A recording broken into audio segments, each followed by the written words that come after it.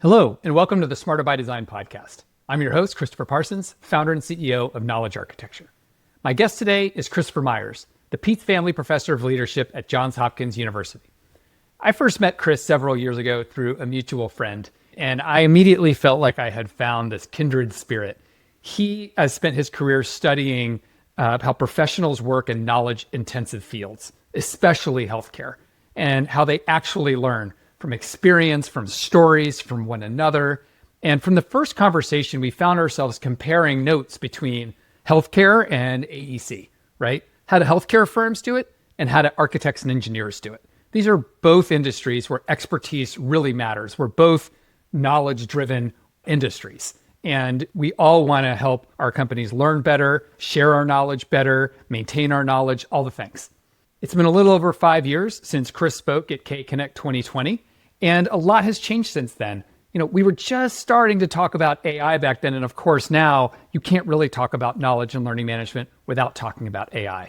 So I wanted to catch up with him, see what he's been researching, see what he's been learning. And as we work through several different areas of his research and some of the stuff that he's seeing, we just kept circling around this question of what will it mean to be an expert in 2030? What will it mean to become an expert? How do you become an expert? What will it mean to maintain expertise? What will be the expectations of experts in terms of mentoring and upskilling the next generation? We both feel like all of these questions are rapidly changing right now. And this conversation explores, what we're seeing now, where we think this is all going. We covered a lot of ground, and there's a lot of interesting things that I think as mostly AEC listeners in our audience, you'll be able to kind of look at from this oblique angle and say, that thing that they're trying at that healthcare organization or for one of Chris's research projects, I can squint my eyes and see how that could translate and impact the way that our company is doing knowledge and learning. So I think that you'll find it a really thoughtful and challenging and timely conversation, and I'm excited about it. So with that, Chris Myers from Johns Hopkins. Here we go. I don't need to drive a car. I got some money on a plastic card. Anywhere you want to cross the bay, just make sure you don't stay too late. Carpet floors and computer voice, sliding doors and a screeching noise. If the future's got a little grime, at least you know the train will come on time. We took the flight. Chris, you spend a lot of time studying knowledge-intensive industries, like a variety of different industries. And I just kind of want to start at a high level. When you look ahead to like 2030, how do you think knowledge and learning organizations will look different than they do today? Yeah, I mean, hard saying not knowing, but it feels impossible that AI won't reshape this somehow, right? The ways that we will need to kind of think about knowledge management, the ways that we'll even consider what does it mean to be an expert in something are going to be fundamentally different when we have a tool that can not just act as a database and kind of recall things when we know exactly what we're looking for, but can get around that challenge of, even if we don't know exactly what we're looking for, it can start to produce it just based off of similar things that have come up in the past. And so if I had to guess, I'd say that we're going to see organizations where the creation of information-rich products, right? A pitch, a client presentation, a diagnosis in the healthcare setting is likely to not be something that we're going to rely on human expertise for, right? That we're going to be able to entrust AI-driven systems to handle some of that sort of information-rich creation of a knowledge object. I think where we'll still see a big role for people is in what do we do with that knowledge-rich object, right? How do we actually implement that and put that into practice? How do you feel about that idea that we'll be entrusting more knowledge-rich products to AI, or at least partnership with AI, whatever that ends up becoming? Yeah, at the risk of angering the AI overlords who are no doubt going to scrape this podcast one day, right? I'm cautiously ambivalent that, we've heard this song before of, once we're able to computerize all these records and things like that, that the role for knowledge managers is going to go away. What do we need experts and senior staff around for when we've got everything cataloged beautifully in our database and our knowledge management system? Oh, that didn't get rid of us, in that era. We saw it again with the internet, right? That once all of this is connected and, we're able to feed off of information sources elsewhere, we're not going to see the same kind of role for integrating knowledge or having this sort of human component. I think AI will be the same kind of thing. It will certainly change things. It will look very different. And the role of a knowledge manager or a leader in a knowledge intensive organization will look very different. The same way it looks different post-internet than pre-internet. But I don't think it'll go away. So, again, cautiously ambivalent that things will be different, not necessarily worse. But I guess you could accuse me of thinking not necessarily better than either, right? Just different. What you're seeing today, we're recording in December of 25.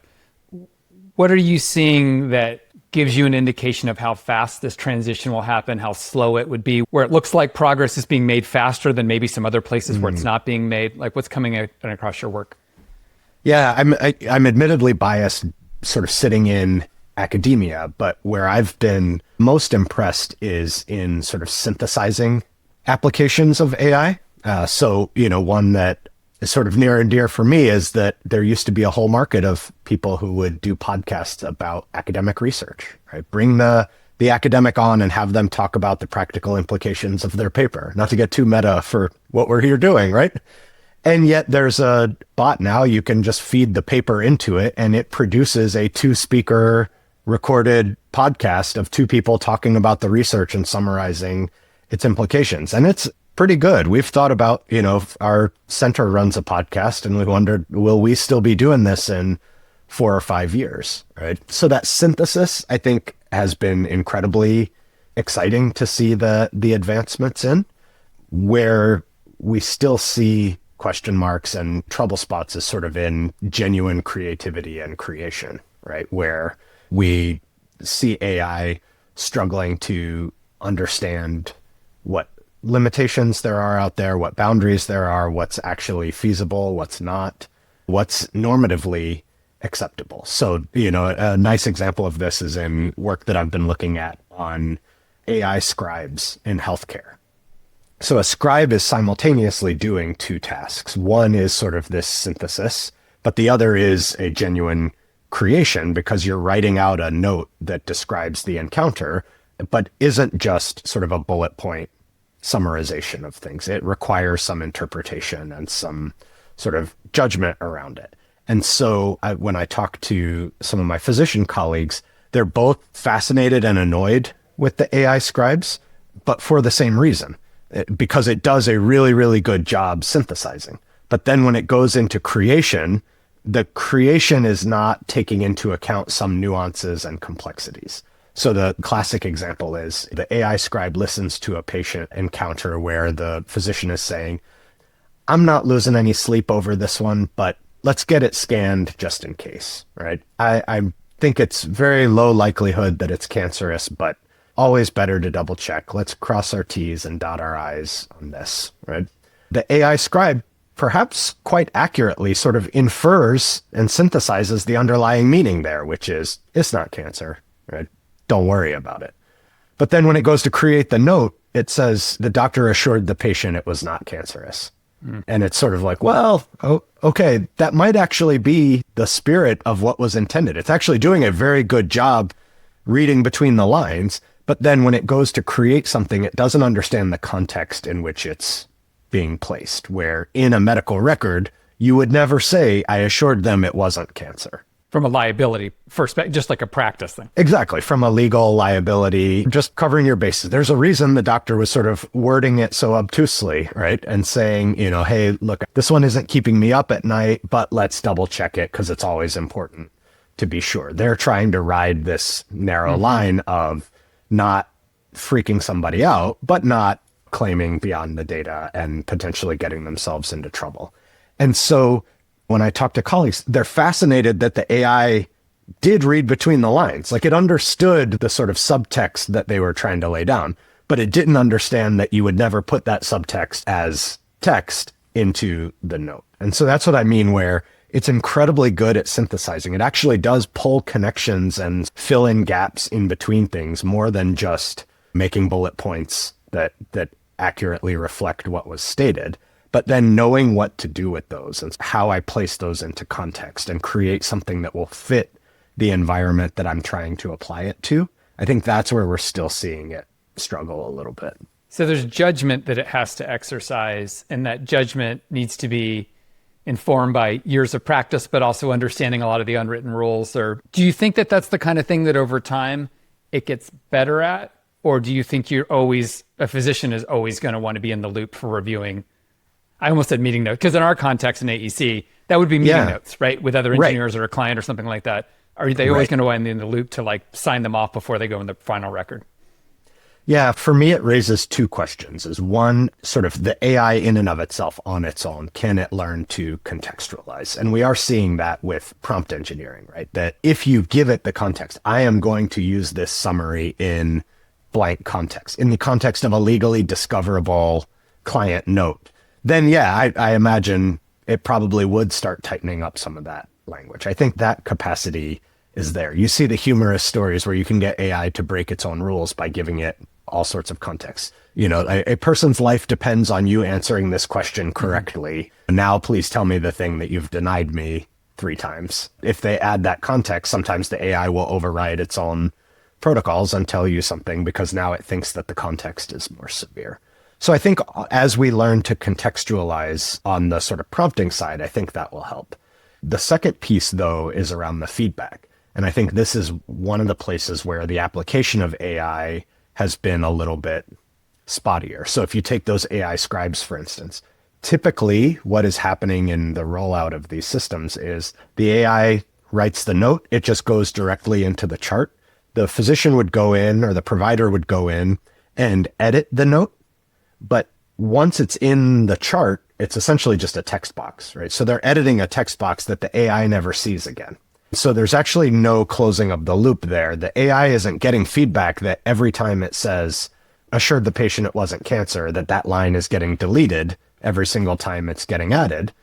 I think if we bake some of that feedback loop into it a little bit more, then that may get to a point where we would feel more comfortable not reviewing the notes, right? Same with meeting notes. If what you get is just a Word document that dumps out and then you edit the Word document, that's one thing. But if your edits are then seen by the algorithm and it can sort of calibrate of like, okay, this was rejected, this was accepted, this was edited, then I think it would scale a lot faster. And even though that feels really intuitive, it's surprising to me how many of the applications of AI we're seeing not have that final feedback loop. You have feedback while you're interacting with it, if you're prompting and going back and forth.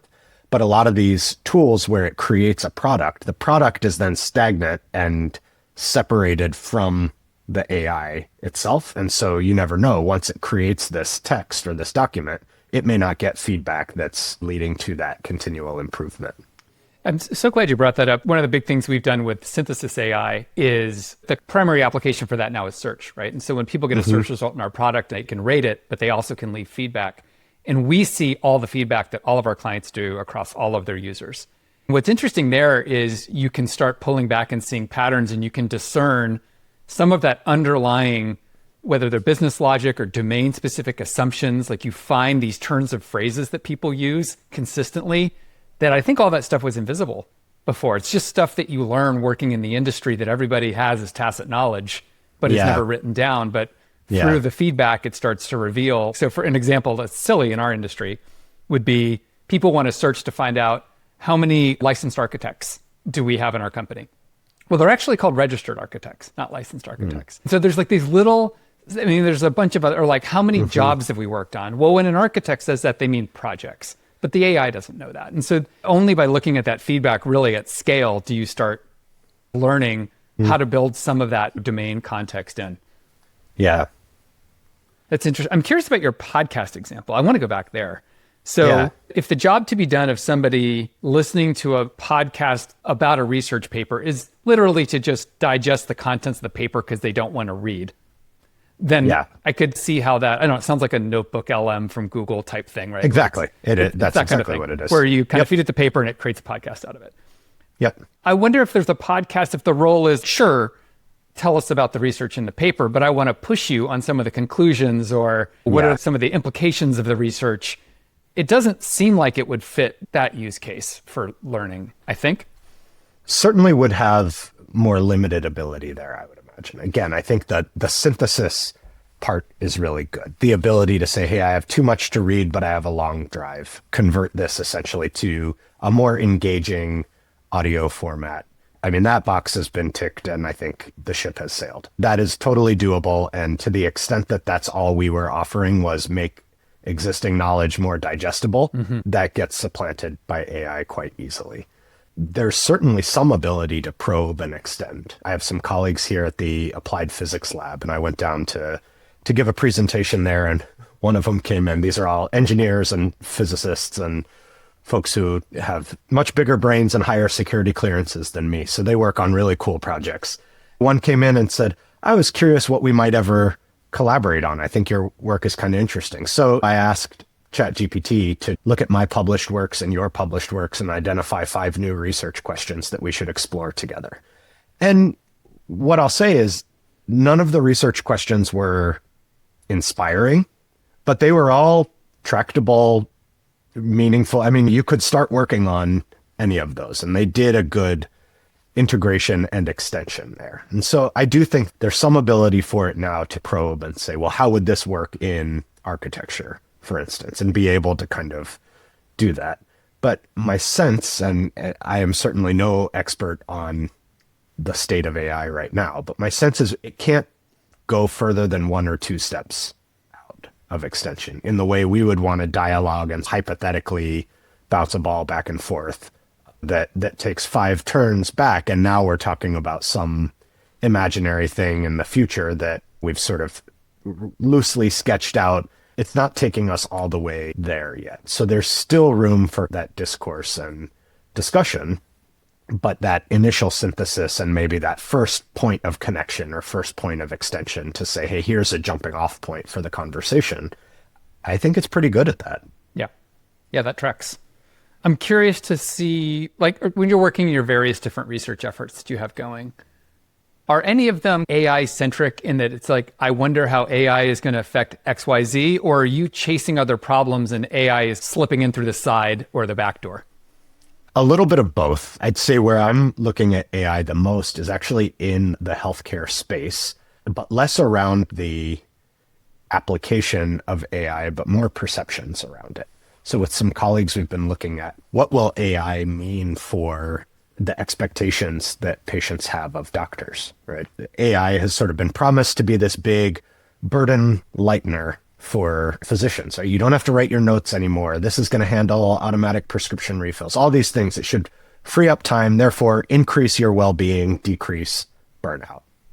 But if you look at it from the psychological perspective, what AI also does is it raises the bar on outcomes, right? So, you know, if I'm a patient and I know my doctor's got access to a great AI powered tool and they misdose my medication or they miss a diagnosis, I'm more likely to hold them to account because I'm thinking not, well, you know, every system is imperfect. Everyone makes mistakes. I'm thinking you had access to the whole world's knowledge at your fingertips in a really easily digestible way. ChatGPT can tell me anything that I ask it, and yet you could have asked it and you didn't, or you asked it wrong and you got the wrong answer. So what we're seeing is physicians potentially actually feeling more stressed and more burnt out because now the expectation on them is so much higher, almost to these sort of superhuman standards that now they could never be wrong because they've got access to this great resource. Do you use the term standard of care in healthcare? Yes. Yeah. So same thing in architecture and engineering. So it's raising the standard of care expectation from clients. Correct. The standard of care and then the willingness to tolerate error, right? Mm-hmm. Which, you know, sounds terrible to say, but there is always error in any system, and there's certainly error in the healthcare system. And so the more tools and resources we have, the more there is an expectation that we shouldn't make mistakes, that things should get caught, that things shouldn't get through the cracks. But what's very interesting to me is it comes down to how we're treating AI within the healthcare space. Is it a tool or is it sort of a decision maker, right? Because ironically, if it's a tool, you might imagine that, so AI hallucinates, it comes up with the wrong answer, it advises the doctor incorrectly, right? That's in some ways no different than the MRI machine at the hospital being miscalibrated and not showing a mass when there was one, right? If the MRI machine is miscalibrated, people aren't going to sue the doctor. And there was an error or something bad happened, right? As a patient, I'm not pinning it all on the doctor. I'm thinking I'm going after the hospital or maybe the manufacturer of the MRI machine. But with AI, what we're seeing is that people go, well, the physician should know not to believe the AI output when it's wrong. But the physician should also know to follow the AI output when it's right. And we're essentially ascribing the blame to the doctor in the same way we would if that doctor had asked like their knucklehead colleague who hallucinates from time to time. Like, oh, you asked Chris and Chris gave you a really terrible suggestion. You should have known not to listen to him. Right. Right. But this time Chris gave you actually a good answer and you should have listened to Chris. Right. Yeah. And so it's quite odd, in fact, that we're humanizing AI in a way when we draw these expectations around what we want physicians to be able to do with it, right? Where we're not treating it as a tool where if the tool's wrong, the individual user's off the hook, because how would they have known that the MRI machine was broken or that the AI gave them a decision made off of made up studies? Right? That happens all the time with these predictive algorithms, right? So how we think about it, how we perceive AI actually has a huge impact on all the outcomes that we care about in healthcare, our ability to deliver high quality care, the well-being and stress and burnout of the people who are delivering care. So I've been fascinated less with the nuts and bolts of, is it working well? What do we do with it? What can or can't it help us with? And more just, how are we even thinking about this as a new tool? Because that's one area where it does feel kind of different than computers or the internet is, when we got digital CAT scans and things like that, I don't think anybody then expected doctors to perfectly calibrate and know exactly when to trust that and exactly when it might be having an error. We sort of held the manufacturers to a standard to say, you need to manufacture it within these tolerances. I'm seeing a different conversation happen around AI, where much more of the burden is being shifted to the sort of end user, in this case, the physician, to know, all right, is this useful information or not? And so it feels like it's a very different perception there. I was listening to a podcast like 3 or 4 months ago, so I've forgotten the name of the product. I'm sure you know what the product I'm about to talk about is, that makes all of the literature very, very searchable by doctors.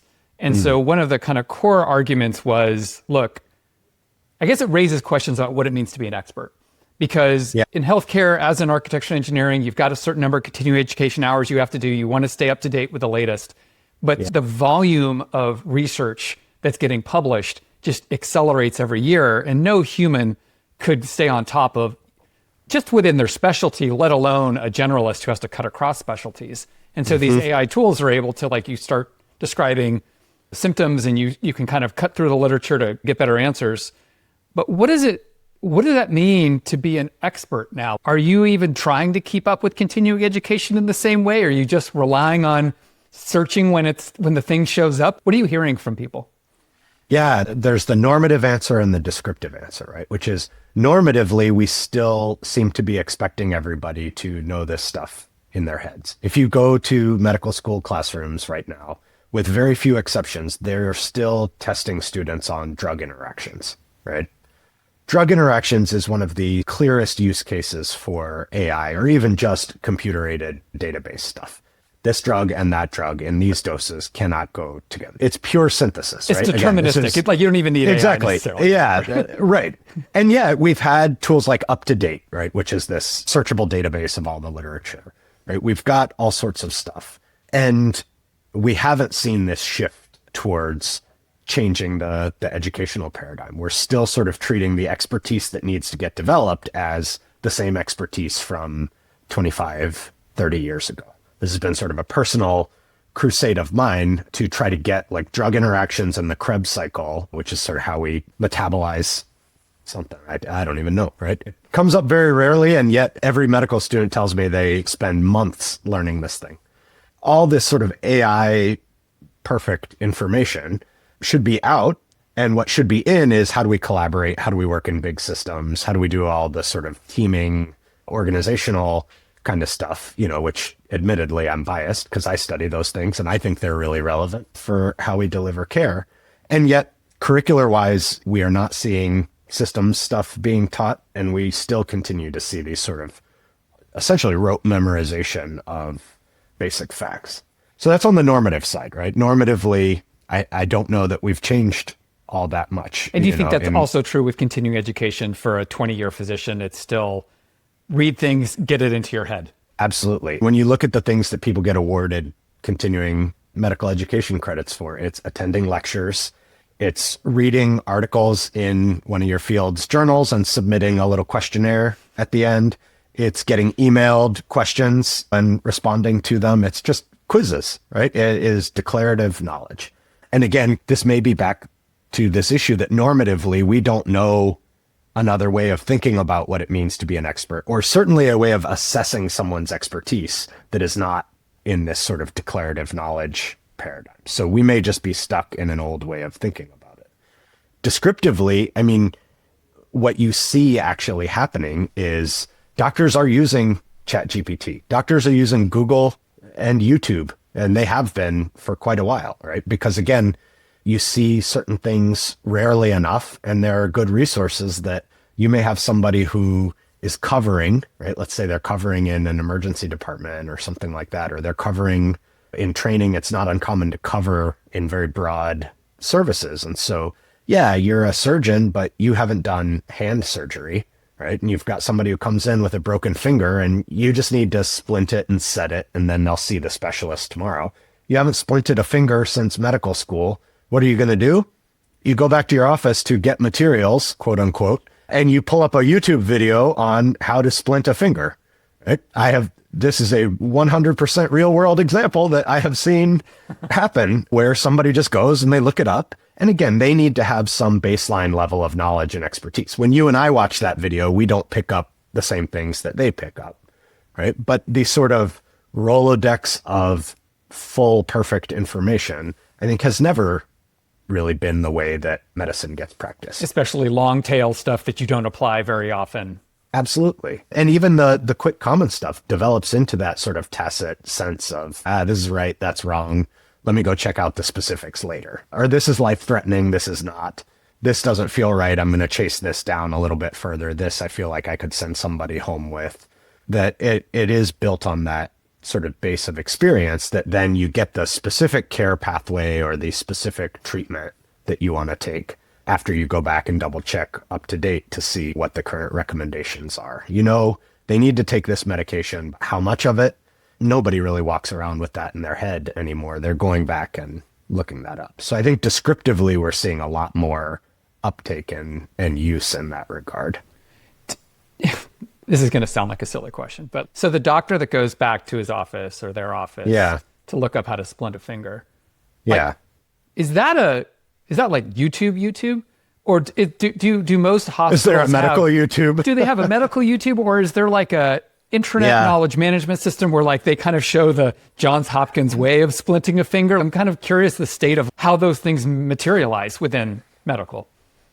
Do you want the uncomfortable answer or the the uncomfortable answer is it was YouTube, regular old YouTube. Regular YouTube, yeah. Yeah, in part because, as you know, the utility of a knowledge management platform is at scale, right? When it can get lots of different perspectives and lots of different interpretations on things, right? So anytime you bound it and lock it down, you run into this issue that is every hospital going to record a video of somebody splinting a finger? And some hospitals will have pre-existing differences in their quality of practice. What this hospital tends to do and what that hospital tends to do may be better or worse. And so you actually kind of want the general all-purpose YouTube where the person at the very best hospital posts a video of their new technique or procedure, and that's how best practice gets disseminated. Now, certainly there are less alarming avenues that's happening. Medical conferences, right? Academic journals, official kind of training courses. So don't get me wrong. It's not that everybody's just going to YouTube to do this, but all else equal, if you've got an expert in your hospital who gives a recorded lecture on a subject, are you doing a disservice to not put that on YouTube and make it available to others at other institutions around the world. We actually saw this. I wrote a little bit about it as one of the challenges we had during COVID was there were physicians on the ground in Italy and China early on who had vast amounts of firsthand knowledge and experience of treating COVID patients. And yet physicians here on the ground could not get a hold of them because it needed to go through formal channels, sometimes through professional associations, sometimes through sort of nation state level diplomatic relationships where there were some blocks put in on what physicians could say about what they were seeing because it made a country look good or look bad. At that point, you kind of wish that somebody could have uploaded a video to YouTube to just say, hey, this is what we're seeing right now. This is what we've tried to be able to treat it. The mechanism to put it through a formal communication channel, again, like any other formal knowledge management system, starts to strip away a lot of the richness and context and nuance that you might want to preserve. And so, yeah, as scary as it is, regular YouTube, regular Google, regular ChatGPT are often, it's seen by many of my physician colleagues that I've talked to as kind of more useful than the lockdown, sanitized knowledge management or even AI sandboxed kind of system. So, full disclosure, at Johns Hopkins here, we have our own AI sandbox that is the only one we're approved to use for official work functions because it is locked down and it knows it's not pulling data in from Reddit where it's going to get bad information. But the problem is it's also not pulling data in from Reddit. And so It's getting very stilted, very sort of one-sided interpretations of things that are very good at certain aspects, but very bad at others, right? And so it's still a little tricky. I'm not a healthcare expert by any means, but my kind of understanding of the industry a little bit is it's like ours in that it's both collaborative but also competitive. And so there are hospitals or systems that try and differentiate themselves on cancer or cardiac care or whatever the thing is. Yeah. And they would have the Johns Hopkins way of doing X or the Cleveland Clinic way of doing Y. And so on one hand, you want to make sure that people are understanding our specific way because it's our secret sauce, but also trying to share knowledge across. And I just find that, is there a world where you go to find the Johns Hopkins way to do certain procedures or processes, or is that really more seen as we're trying to lift all the boats of the whole healthcare industry at the same time? I think it's really interesting because I think to the extent that there are sort of competitive status benefits where it helps you to look good, that actually feeds some of the YouTubeification of this. And that when the University of wherever, right, University of Michigan, University of Chicago, Johns Hopkins, whatever it is, when they put a video of their expert online and then everybody shares it around like, oh, hey, if you're going to do this procedure, check out this lecture from Dr. XYZ at University of Michigan. They put it up online. That's actually net status gaining for them.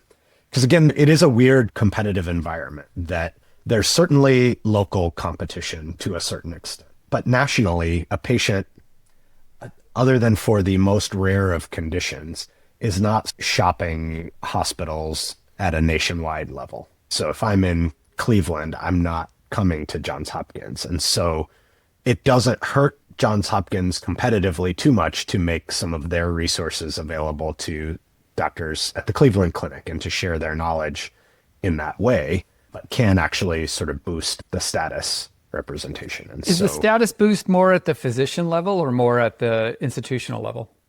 Really good question. A little bit of both. A lot at the individual level, I would imagine, right? Becoming known as the go-to person for X, Y, or Z. But certainly the institutional reputation is there as well. It's just interesting to think about incentives that way. And then incentives also from does the kind of going to YouTube as a medical expert and putting your content there from a liability perspective, is that a concern that you've heard? Yeah, it's definitely a consideration, right? So again, to be clear, what you're not finding on YouTube is, as of 2 or 3 years ago, you wouldn't find, here's this patient that I'm treating, let's watch me do my physical exam. I say as of 2 or 3 years ago because there's been this whole explosion of, mostly from the patient or the sort of care recipient perspective of going to see a chiropractor or a dermatologist to pop my pimples or whatever. There's all sorts of, crazy videos out there for that stuff. But when it comes to sort of medically oriented content, a lot of it is sort of lectures and pre-prepared things. Yep. But a number of years ago, I mean, this predates AI. Certainly, I did a small study with some colleagues in surgery of a Facebook group for robotic surgeons. And it was this fascinating group because robotic surgery, certainly at the time, this was maybe 2018 or so, but still continues to be a fairly niche practice, right? You don't have tons and tons of robotic surgeons around. So you may be the only robotic surgeon in a 50-mile radius. Certainly a robotic surgeon doing one particular type of procedure. So getting that informal knowledge, feedback, advice, mentoring can be quite challenging. But what these surgeons figured out pretty quickly is that as they're doing the robotic surgery, they use a camera for it, and that camera can record. And one of the beautiful things about doing surgery on the inside is most people's insides are HIPAA compliant, right? We're not, like, I can't identify you by your spleen. Right. So it's a much lower barrier to then be able to say, hey, I'm going to post this video of me doing my robotic surgery procedure on Facebook. And there's going to be a community of a couple thousand robotic surgeons around the world who, because they're in different time zones, essentially are a 24-hour think tank to basically just throw the video up and say, hey, what do you guys think of the way that I approached it? Or I tried this new procedure that Dr. So-and-so had recommended on here last month, and it worked great. Look at how it went. Or, hey, this is what I was looking at. What would you have done here? And we found that it was actually quite active. I mean, people would comment pretty regularly. They would pass feedback along back and forth. Now, it was a private group, so you had to be invited in to be a member. Presumably, you had to provide some sort of proof that you were actually a robotic surgeon. And there have been some legal protections afforded to groups like that, that essentially they consider it an online version of the doctor's lounge.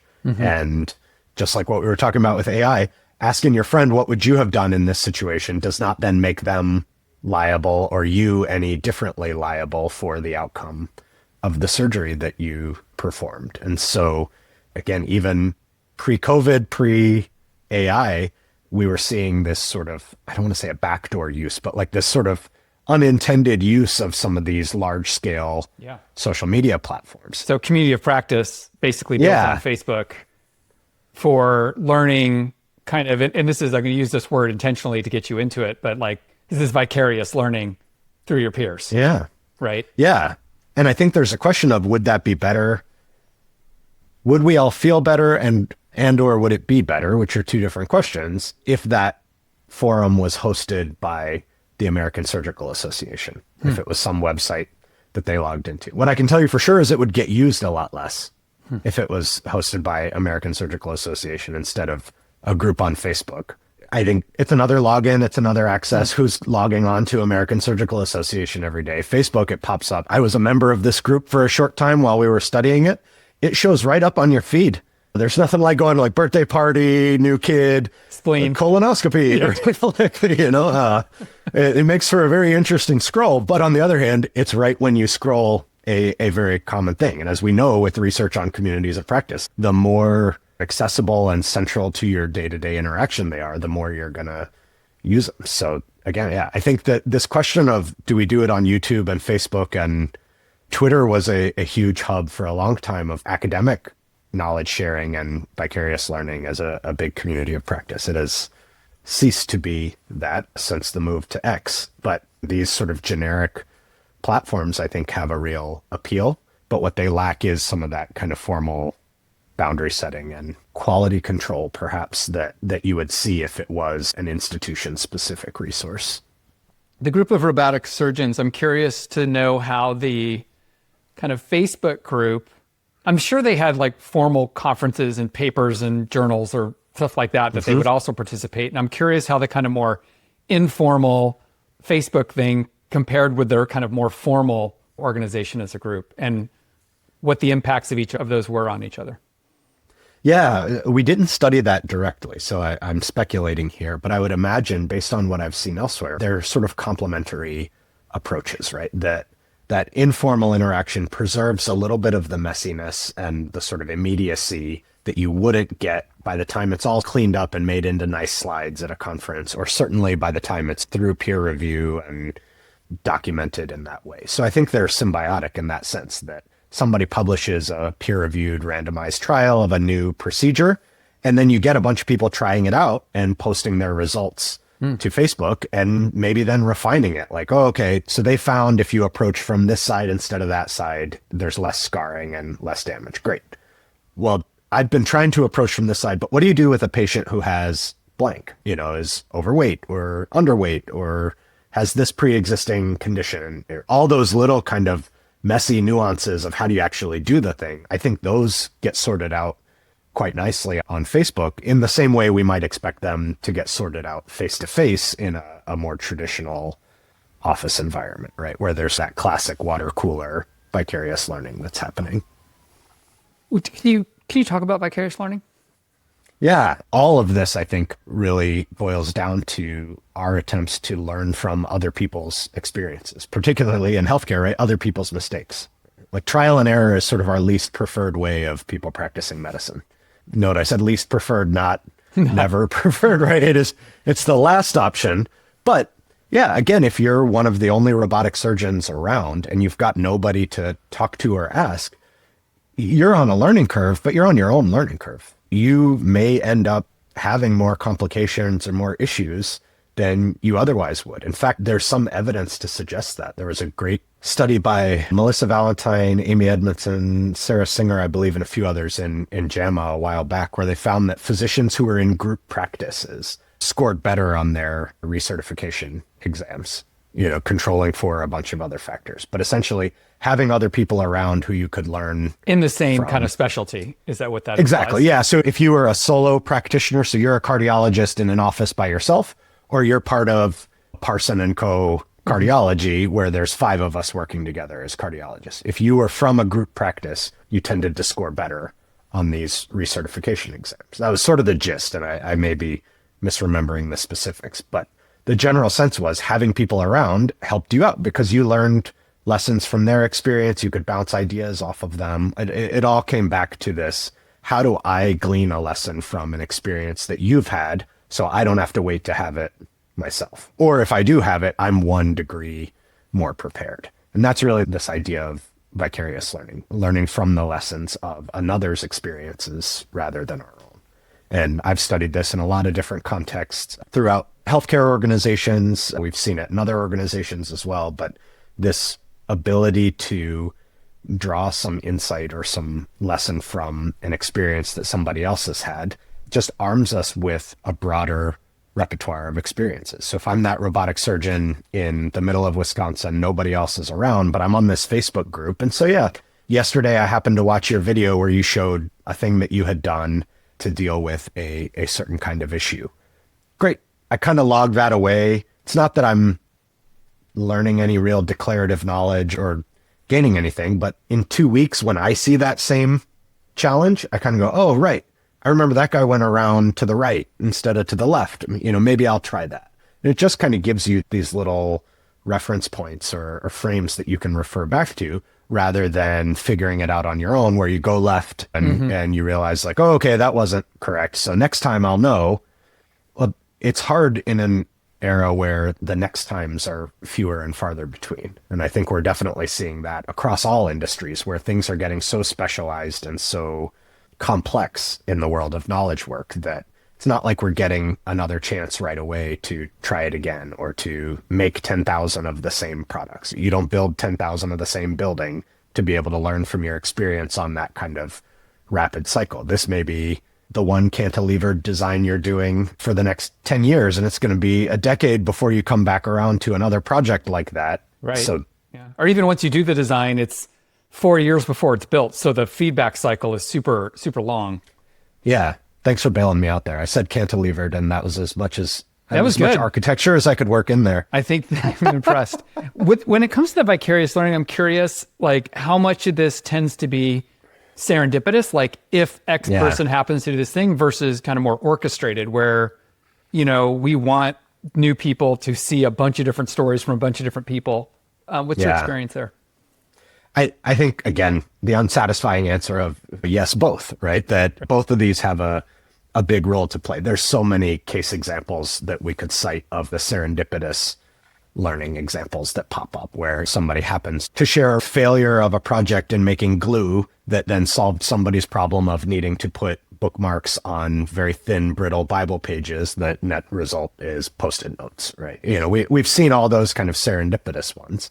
But I do think we're seeing organizations also try to orchestrate this a little bit more. I mean, Google's classic phrase of engineering serendipity, right? Wanting people to bump into each other at work, right? Rotational programs that intentionally take people all around the organization and expose them to different experiences. So I think intuitively we kind of know that if we can create the opportunities for these different interactions, then that creates opportunities for us to learn from a broad set of others.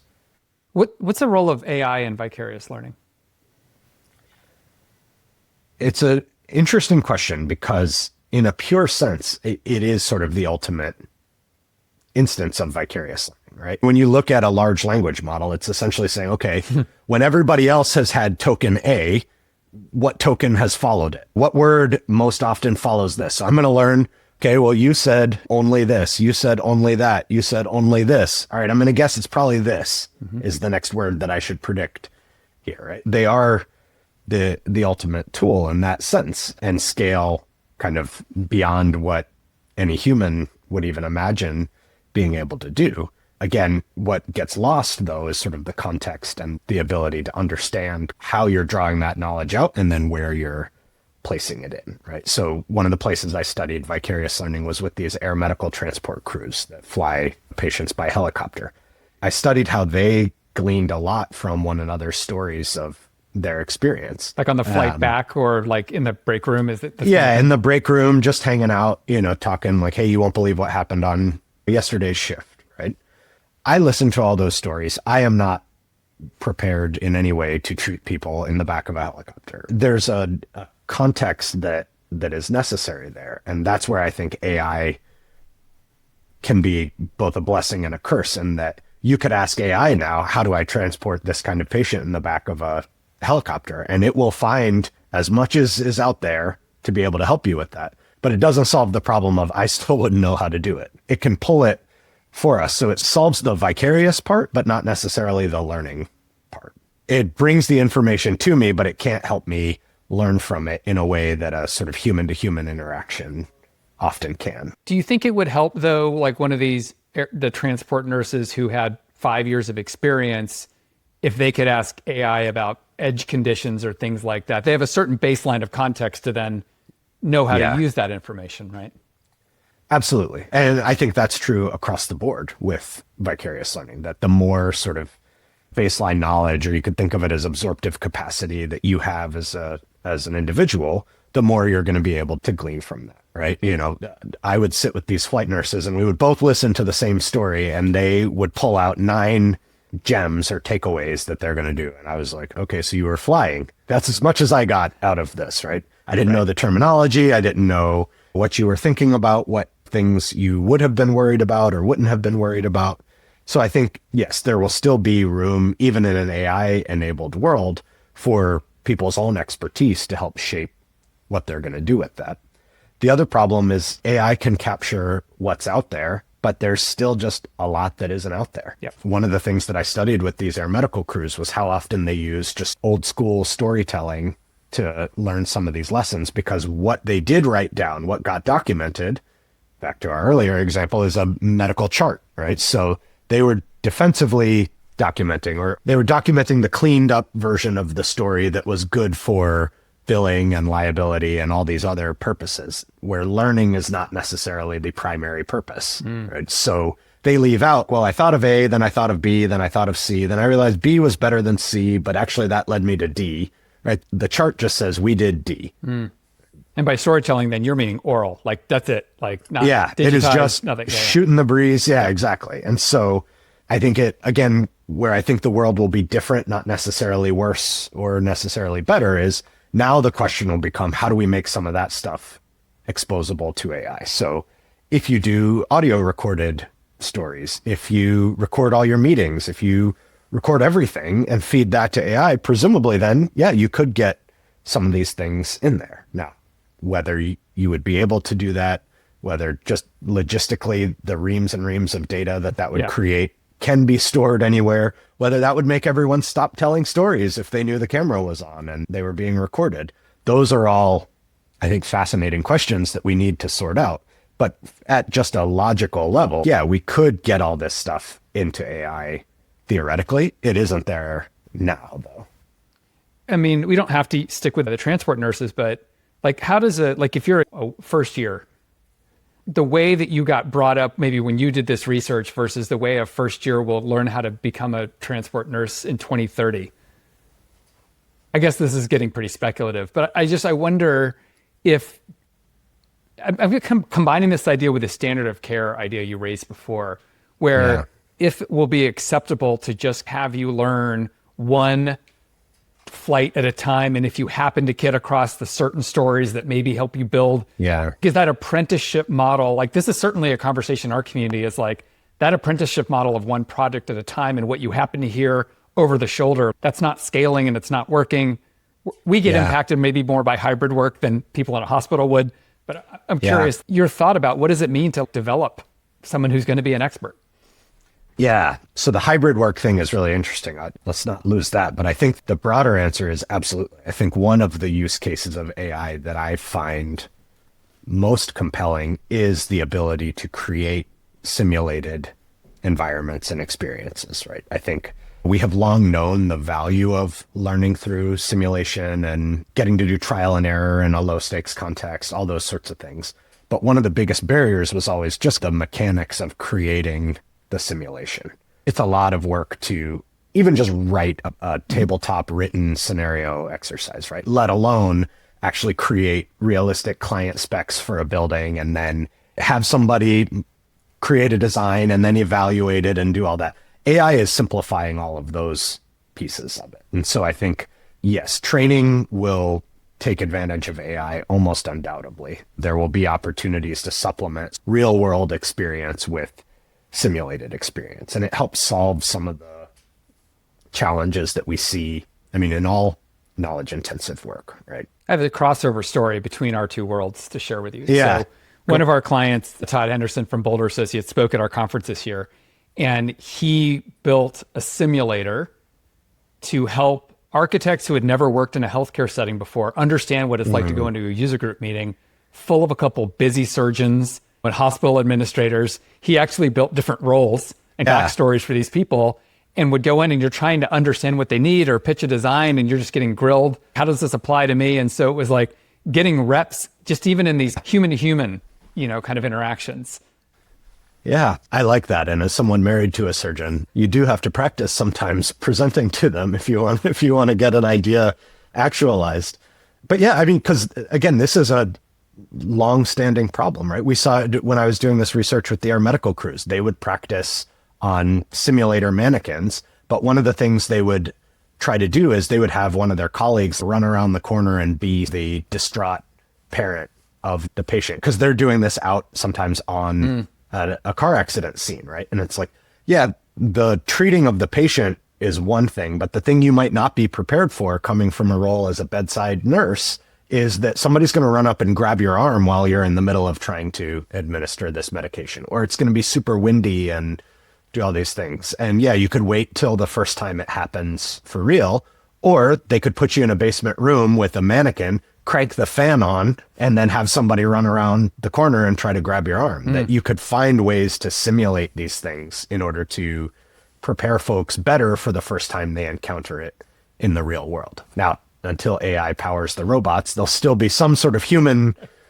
bit that we need to do. But I think a lot of these scenarios and things you can do in a fairly convincing manner with AI, and they're more realistic than some of the old school pre-recorded video cases and things like that. So I see huge upside there. No, I agree with you. And I think one of the challenges also is that oftentimes the people that need to write these scenarios are the busiest people in your organization. And so if they can move to be more of an editor versus the writer, and they can interact with a thought partner to help them just explore and get, it's the blank page thing. They can even just Yeah. talk and say like, look, I need to write a scenario. This is roughly what I want to have happen. Like, help me refine this thing. I've done a lot of Yeah. that. And I think it is quite helpful in that way. Yeah. I think it also, will allow these things, again, to be scalable and adjustable in ways that stories might have been too limited for. Because the story is a recounting of one event, right? And the inevitable question anytime you tell a story is like, oh, well, what if you had done this instead? And if we can start building out some real high fidelity simulations based on underlying characters with models and motives and things like that, you could get to the point where you could actually try something different and see how it would have gone. And again, none of this is new, right? I mean, apprenticeship has included simulation from day one. They're not an either or, right? You do practice runs, you do mock-ups, all that sort of thing. But now we might be able to do it just at a scale that we wouldn't have thought of before, and go back and switch out actions and things that before you might have been able to reflect or debrief or talk about it afterwards, but you couldn't really go back and just get a second rep in, because who's going to sit there and have the exact same pretend client interaction with you 8 times to help you prepare for your first pitch meeting? An AI bot will. It'll have it 8 times, and you can say, be in a bad mood today, right? Yeah. Be in a and on better Saturday mood. and whenever you Right. want it to be. Right. Yeah. Right. So I think that will be a real scaler. I don't want to lose, though, the point you brought up about hybrid. Oh, sure. Because Yeah, I do think hybrid is going to be a fascinating, hybrid is a fascinating sort of moderator of all of this. I'm doing some work with colleagues led by Kevin Rockman at George Mason University that is looking at the impact of hybrid work arrangements on our relationships at work. And so learning vicariously is essentially a core part of our workplace relationships. But what we're finding is that hybrid has this really unique effect on the way that people intend to and then engage in interactions in the workplace that is different. It's both different from fully in person, but also different from fully online. So it's not just, the more online you go, the worst. Hybrid is actually the worst, full stop. And in person and online are both The worst significantly better. from what measure?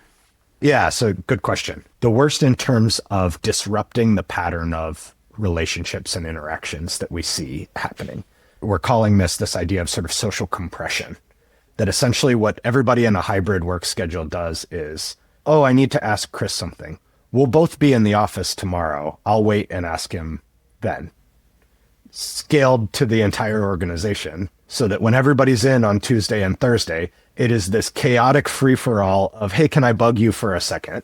That people all know they're going to do when they get there, but then hate doing while they're there because it's a big disruption. And meanwhile, their email inbox is piling up and they're not able to, quote, get any real work done.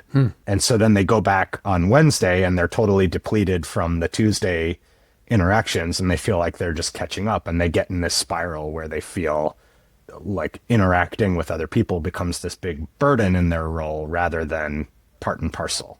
And what was interesting is we did not see that reaction from either the people who were in the office full time or from the ones who are fully remote, because they know they're fully remote. And if I have a question for Chris, I'll ask him right now because there's nothing to then wait for. But this idea that we compress all our interactions into these in-office days and then try to not interact with people on our at-home days because we need to get stuff done. One creates this weird, like now interacting with people is not getting work done.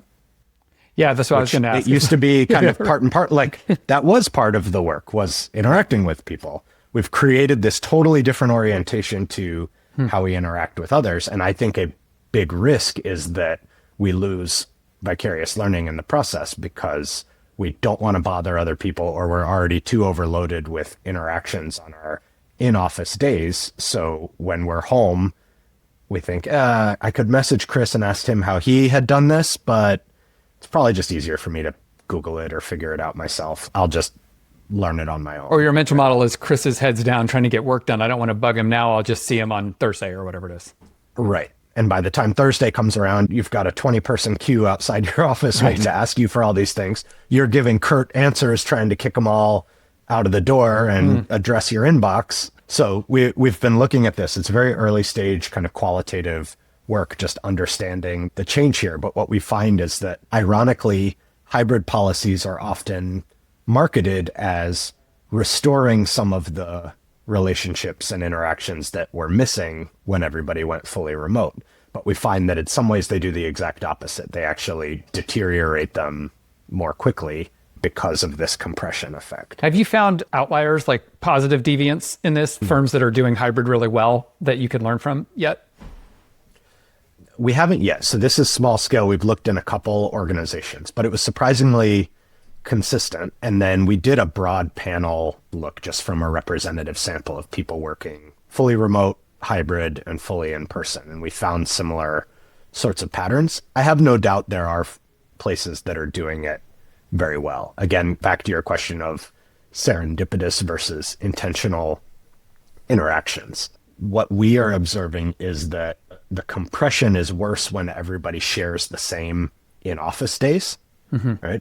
So we did not study this, I'm speculating, but one could imagine then that staggering the overlap, where everybody does overlap with one another, but not everybody in on Tuesdays and everybody in on Thursdays, where it is more balanced throughout the week, one might imagine then could attenuate some of these problems where it's not that everybody's trying to have their meetings on Tuesday because that's the day we're all in the office. Half of us are in on Tuesday, then half on Wednesday, then the first in, or whatever, a different half are in on Thursday and a different half in on Friday would sort of spread the load a little bit, perhaps. So again, we haven't studied that directly, but I would imagine there are organizations who are out there who have thought more intentionally about how they're doing their hybrid in ways that might be addressing some of these concerns.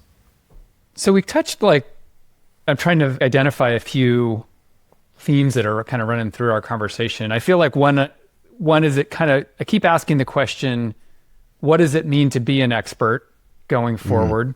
And we kind of hit on some different angles of that. And also, how does one become an expert?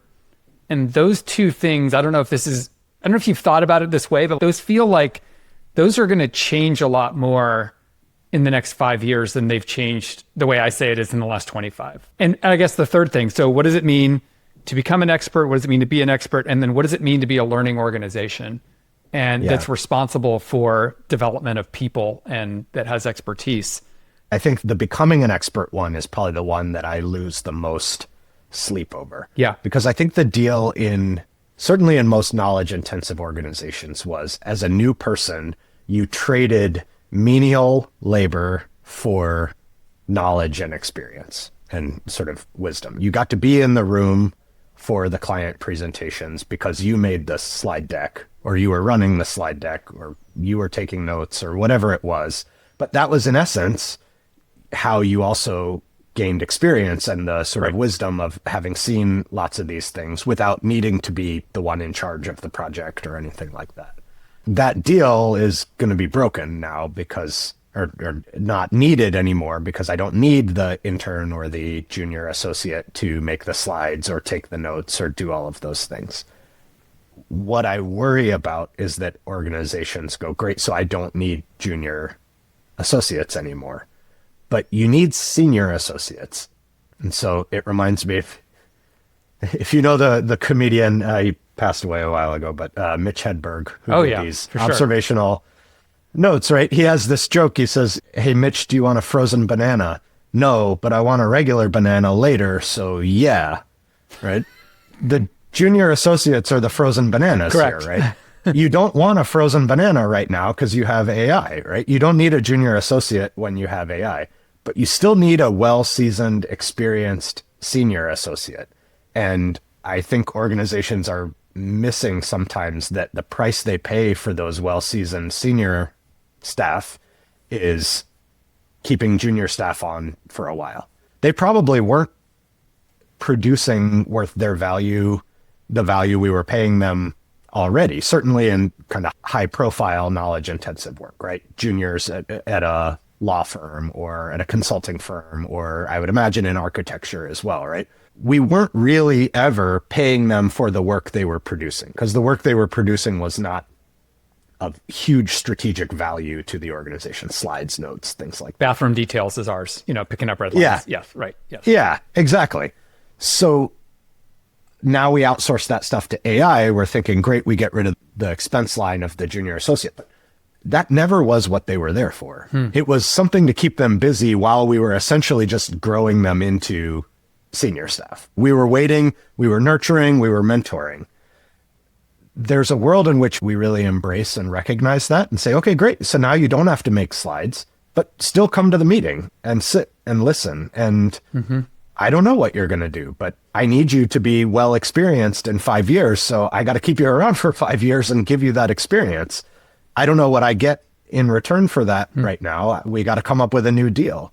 But just to throw all that out by saying, oh, good, well, AI can replace the things that they were doing, I think misses the point of what they were doing there in the first place to develop that expertise. I think I'll take it even a step further. I'm writing a newsletter issue I'm calling the AI and expertise paradox. And so at least in my experience with the kind of tools, like there might be a tool that can help you run a set of plans through and do quality assurance automatically, or run a set of plans through and understand code compliance. And at least in the current state of these tools, it still requires an expert to review the feedback, because there's going to be false positives, there's going to be misses, there's going to be, well, that's kind of true, but there's a new version of the code that's coming next year. There's all this expertise that's required. You can't put a junior person, have them run the plans through and just sign up and say that's okay. Like, right. It's health, safety, and welfare of the building is important. Like, we can't have these kind of errors, and firms need to stamp them. So AI still needs experts, but those experts are retiring. Yeah. In massive way in the baby boomer. What we see, and I don't know how this one translates to your world, but maybe this is just for us. Fewer of those emerging professionals that are in the business want to replace the kind of deep technical expertise. They want to do sexy stuff like design, and design technology and write software. And then that apprenticeship model that we've just been talking about is kind of breaking down. And it kind of feels like at the very time that AI stuff is emerging, the experts we need are going away, and we don't have a clear pipeline for developing that next generation of experts. And I'm not sure how we break through other than becoming much better at being learning organizations and maybe making some of the investments that you're talking about. It's like, sure, from a pure P&L perspective for this year, this may not make sense to have those junior people, but an investment in our business for 5 years, 10 years down the line, maybe we need to figure a different way of developing those people out. Yeah, I mean, I think it circles back to this idea around simulations, around training, around how do we create more opportunities for folks to do that? And then on the back end, how do we create opportunities? How do we leverage technology in ways that allow some of these experts to maybe not all depart at the same time? Right? Is there a way to stick around in a 20% capacity doing these spot checks and this mentoring? Way back when, I worked with Dorothy Leonard on this case of NASA's Jet Propulsion Lab, where we were watching them go through essentially the same thing just 15 years ago. One generation earlier, right? Yeah. Exactly, because they had all the folks who had worked on the Apollo program and it's sort of grown up, and they had an extreme version of the problem most organizations face, which is they only got to launch something to Mars once every couple years. So you put the A team on it every time because there's enough time for the cycles, and the consequences of screwing up are massive. The problem was they had an amazing A team and the whole team retired at the same time because they were all of the same vintage, and there was no B team. No frozen There was bananas. barely like a C, D, E, F, G team, right? We had A team and like some interns, because essentially there was just not this progression. And I'm exaggerating, of course. They had great folks moving up the pipeline, but they had this massive gap. And we were writing about the struggles they had. They tried projects where they gave earlier career staff responsibility for fake projects, essentially, things that would never get launched. And that was good. It taught them how to do some of the strategic decision making. But then what they found is it was very hard to integrate those folks back in, because they went from being the project lead on this fake project to now being back to a subsystem engineer on the real show. Or they got poached by Google to be the senior vice president of whatever made up domain, but it was a cool project and a sexy title, right? Yeah. And so they were really struggling with it. And then on the back end, struggling, how do we keep the senior engineers around and engaged to be able to give that feedback, give that advice? What did they learn? Last I checked, still struggling. That these are ongoing challenges. What they have found is, well, one, the shift to private enterprise being involved in space actually sort of, in perhaps an unsatisfying way for some of the government agencies, solved for this problem that you had a lot of folks mid-career essentially go move to become the senior people at all these small startups. But I think finding tools and technologies to be able to give folks on the front end more experience, but on the back end more ways to share knowledge and input to try to help preserve some of their knowledge and some of that experience that they had gained. Searchable video interviews. I mean, all the way back to what we were talking about with Absolutely. YouTube, right? That if you're going to have somebody do an exit interview of all the lessons and things that they learned, get them on camera for 3 hours, and you've got a 3-hour YouTube video that nobody will watch, but an AI will scrape it, and 100%. then it's searchable and it can be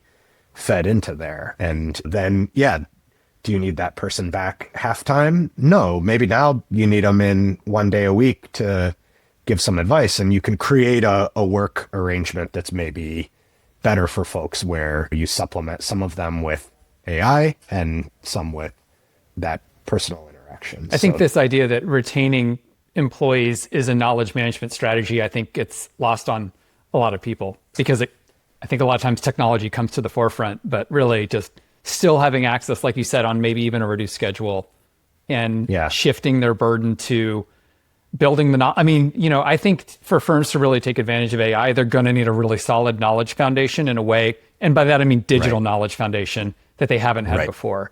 But it feels to me like those emerging professionals, what we would call them, are well positioned to interview those experts, develop the knowledge. Maybe they do watch the 3-hour video and try and make a tool out of it. Maybe the 3-hour video is a lot of stories. And it's like, cool. Yeah. Like now we need to build standards and processes and things like that out of those stories. Yeah. And again, I think it also helps solve for this problem of people are too busy to document and build the digital knowledge base. Right. Well, if you've got the middle that is your active producers and the ones who are driving performance, you've got new folks and maybe more senior folks who could be focused on building that base underneath. And I think, what's interesting is when you see organizations that have stood the test of time, I think you see some of those same kinds of practices in place. I mean, if you look at academia as the quintessential knowledge industry, right? From thousands and thousands of years ago, and we have doctoral training, we have postdoctoral fellows, like they're not doing the sort of primary work of teach the classes, get the grants, publish the papers. We also have emeritus professors who stick around and just kind of hang out and are available. And you have TAs, do these, right? Also, the TAs, exactly. When you look at, I would argue the military is another one where they've invested quite a bit in some of these structures and practices, and the idea that you're a retired general, that's still a career path in the way that, like, I'm a retired CFO, like that isn't really a thing that people continue carrying around as their job title the way that a retired admiral or a retired general would. And I think it's a recognition that there is this life cycle of knowledge, and there might be some ways to plug into it at other stages. And again, back to that, not missing the forest for the trees of getting rid of junior staff because we have AI to perform their sort of nominal functions now. I think recognizing that, we're going to spend a bunch of money developing somebody on the front end, and there is not much return to us for doing that in the short run. They are not producing right now, and yet we are going to grow them into somebody who would be important to our organization. It's just a tougher and tougher sell in a competitive landscape these days, but I don't think it's any less true than it was ever before. And if anything, is probably more true now with AI accelerating all these things. One of the things I've heard recently in a few different places is most emerging professionals today will manage an AI before they manage a human. And by AI, meaning agents, right? Yeah. And then I read about a computer science program, I want to say it's Stanford, but I'm not 100% sure, that is building a course into the curriculum for computer scientists where learning how to manage agentically built software is now part. This kind of goes all the way back to the beginning, and we're like, you're not hearing anything change in the medical education around drug conflicts or whatever the different, those could probably be done better by a machine. Let's just start moving the profession that way. And I wonder how much of this, I think you're right, redesigning how we take a 0 to 10 year, what that journey looks like for somebody, realizing that old apprenticeship model is gone in your industries, in our industry, and what does the next thing look like? Yeah. I mean, apprenticeship heavy models also suffer the burden of being slow to change because you get a lot of that, well, this is the way I was taught. Totally. And so you sort of move one generation at a time. But some of these technologies are paradigm shifts, right? It's a little older now, but Matt Bean at UCSB has this fantastic qualitative study of robotic surgery and how it upended the whole idea of a surgical community of practice. So you used to literally move from the periphery to the core. You might hold the leg, then you might be helping retract, then you're assisting, then you're doing the surgery, right? So you had degrees to move into expertise and participation there. With the robot, you're either driving or you're watching on TV. There is no in between. You either are controlling the instruments yourself or you're watching on a screen with everybody else. And so it created this fundamentally different training need. And yet the training model stayed the same. There was still this apprenticeship model of you move from a first year to a second year to a third year resident to a fourth year. And what he describes are these processes of shadow learning, where essentially people had to go around the existing training paradigm. I thought you meant shadow, like shadowing somebody. You mean like literally like oh no, I mean off book in the dark. And it was things like going in off hours to use the robot, right, to get some practice. When things were available to them. So overnight cases where they probably wouldn't call in one of the attending surgeons, some of the senior residents might say, yeah, I'm able to do that. I'm confident doing that case, when they might not have done it before, right? Having to sort of essentially circumvent the training process because it hadn't changed. And it was partly, at least in my opinion, because the folks who were at the top of that training model had no mental representation for how to become a surgeon other than what they went through. And so it's just been really hard for everybody to say, okay, well, what does residency look like now if the tools are totally different? Yeah. And I think it'll take a generation who figured it out through backdoor shadow means and got there. And then they'll be able to say, okay, here's how we're going to do things differently. And we're starting to see that now. You have a lot more simulator labs. You have a lot more.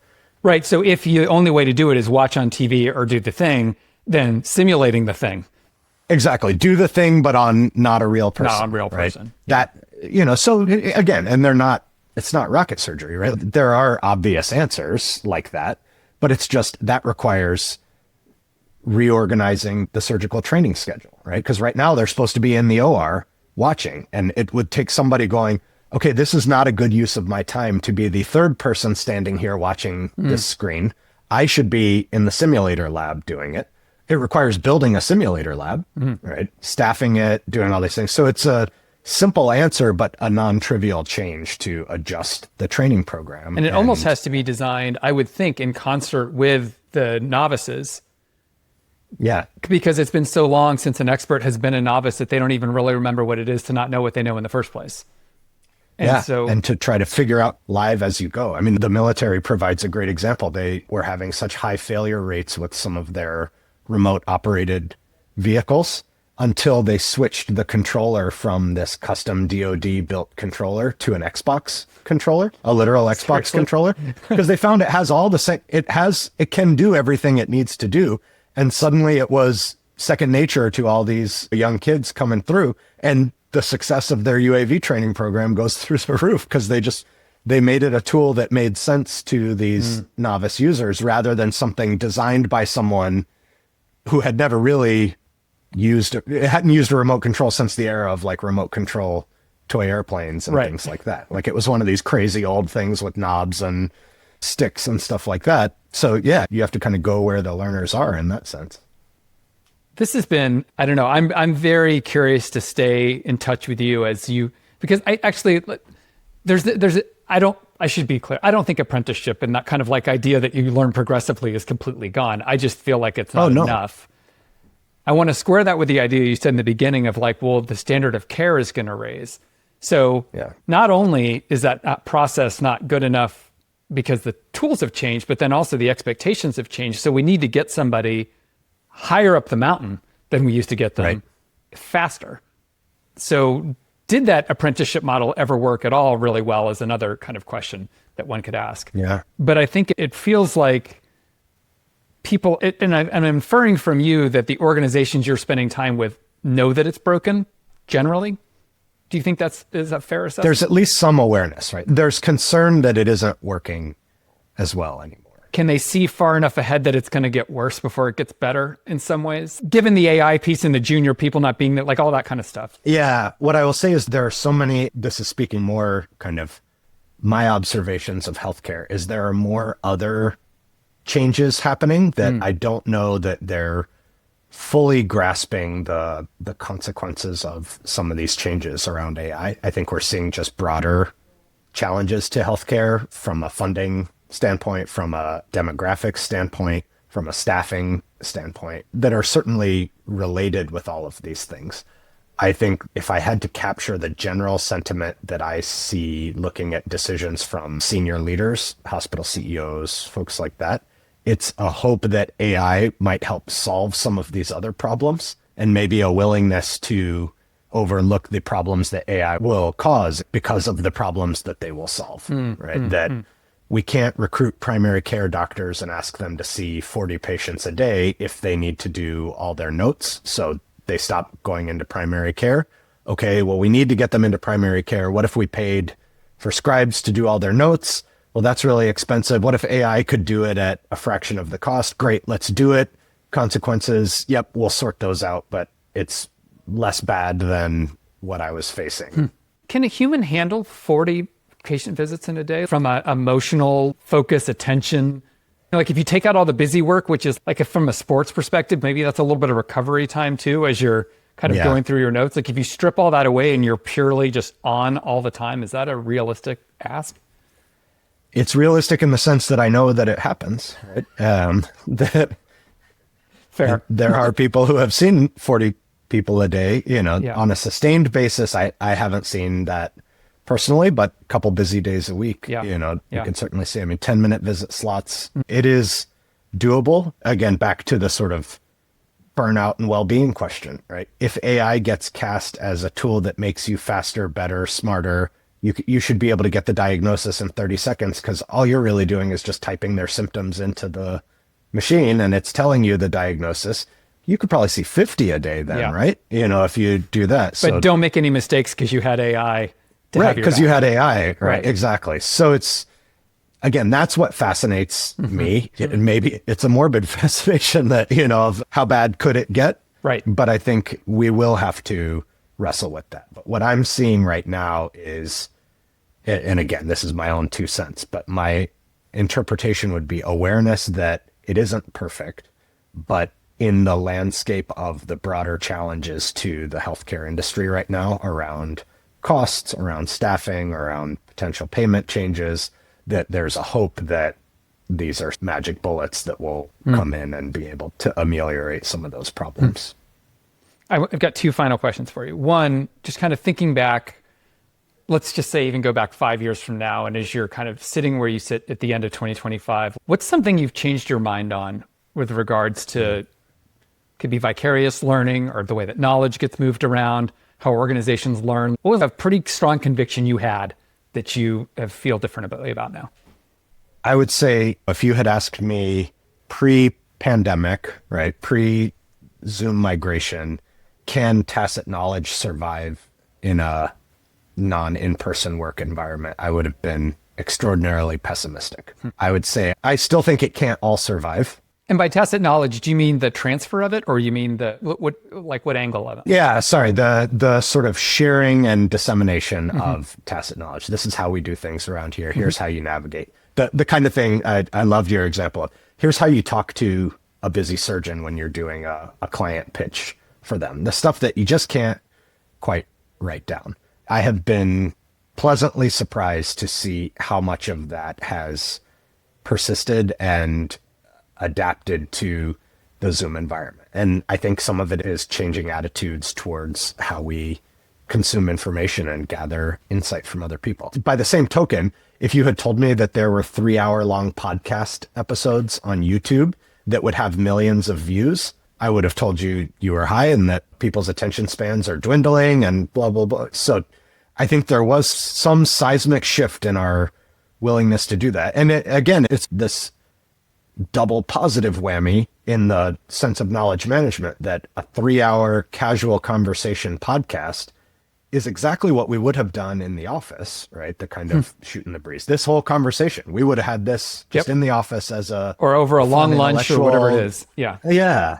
The waiter would be very annoyed with us by now, right? Wanting to turn over the table, but we'd have this intellectual conversation. But the beauty now is because it's recorded, it is now scalable and searchable and AI-able, for lack of a better catch-all phrase, in ways that then I think propels us that one step closer to a world where tacit knowledge doesn't have to be disseminated in person in interaction. I think there's still limits to it. I think you still need discussion and back and forth, but I'd say that would have been the thing that I would not have predicted migrating as well.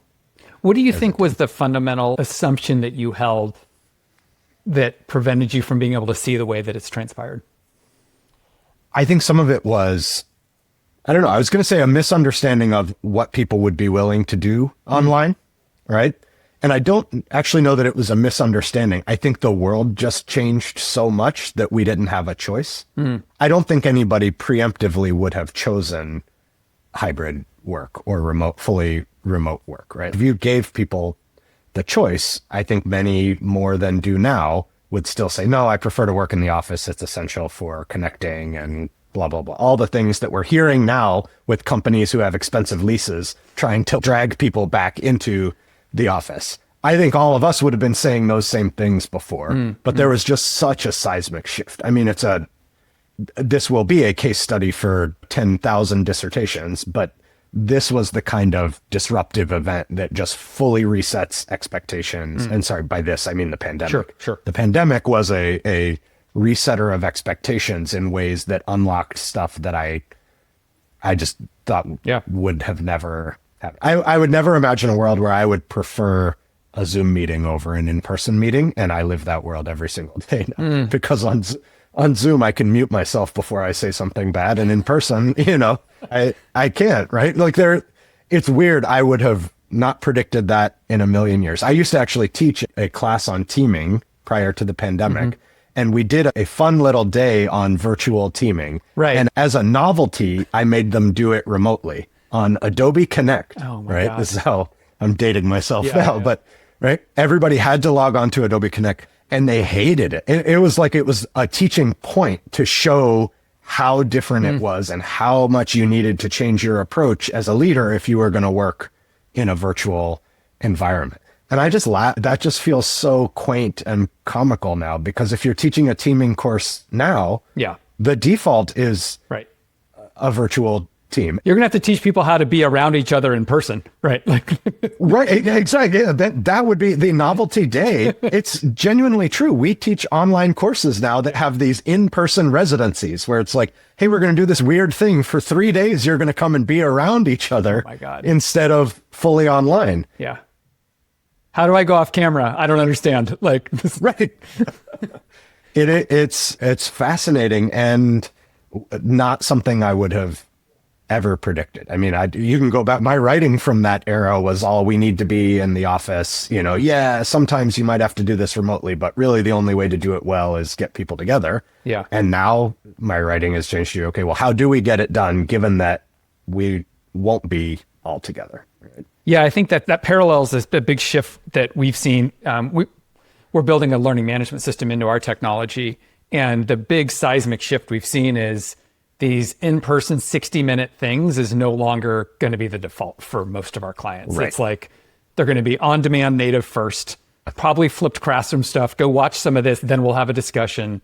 Just because no one wants to, I shouldn't say nobody. Many people do not want to sit through a 60-minute lecture, let alone a recorded 60-minute lecture. It's just really shifting. And then the hybrid thing was interesting. I've seen a bunch of our clients move towards, like, even if they're in the office, they do Zoom or Teams, Right. because you can't have second class citizens, like a different experience for people Right. in the room than the people, offline. Yeah. Yeah. And people are right when they ask the question of like, so then what's the point, right? To come into the Right, what are we office doing? to be on Zoom. Yeah. Yeah. What are we doing? What we've found ironically is even having meetings for our center, if we had an hour-long meeting and we did all the right things, we provided lunch, we provided all that, 75% defaulted to the Zoom option. But interestingly, when we made it a 4-hour meeting, we called it a retreat to make sure that we didn't say the evil phrase of 4-hour meeting. Right. What was funny is more people opted for in person than on Zoom.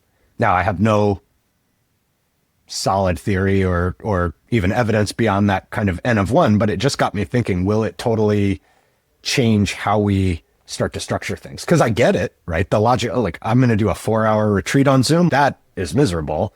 I'd rather be here, be able to pop out, or at least have a sidebar conversation with somebody. Like if I'm going to be doing it for 4 hours, I want to be there, that'll be more fun. We'll interact or whatever. But Yeah. again, not what I would have predicted 5 years ago. The right? COO of one of our clients, I was talking to her actually for an episode of the podcast that's going to come out after yours. Hey, fun fact, these things aren't always recorded in order. And she says that she is going to do on-demand learning for things like, here's how you use the CRM, or here's how you do XYZ technology. Because like that doesn't need to be in person. It can be short to the point. And by on demand, you mean online? I mean, on online, pre-recorded, like all the things. Gotcha.